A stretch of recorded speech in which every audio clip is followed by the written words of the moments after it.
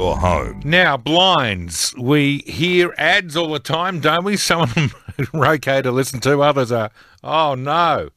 But it is, with summer coming on, great opportunity. Keep the sun out of the home, temperatures down without it costing you an arm and a leg. So let's talk blinds. I've got Brett Thomas, who's a mate of mine from the Blind Factory, on the line, and I particularly want to know what the latest trends are and if it's not too late to get these installed by Christmas time. G'day, Brett. Hello, Luke. And I was just wondering, am I one of those ads people go, oh, no, or oh, yeah? No. I wasn't. How's your afternoon? Good? Oh, yeah, it's going well. I didn't want to mention the ad, but I love the ad. I think it's just a great cack. I laugh myself a lot every time I hear about it. Have to be careful there. I think it's a beauty. Anyway, what are the trends, mate? Particularly with summer coming on, external awnings, you'd have to think the idea to get heat out of the glass or off the glass, a great thing to do.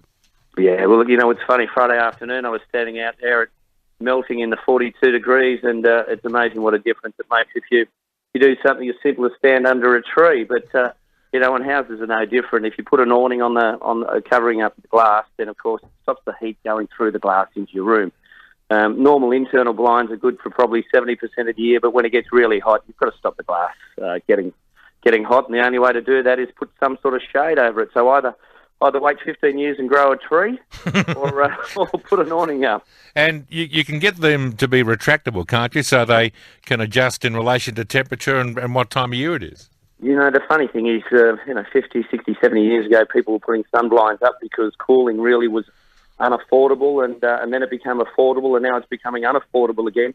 So they're realising if you put an awning, and of course the way they work in essence is exactly the same. What's become better is the hardware and the tracks and everything around them. There's a product called Zip Screen, which is a fabric tension system. So they look a lot better than they used to. So just tell me more about Zip Screen. I think I've heard you mention that name before, but I can't picture in my mind how they work.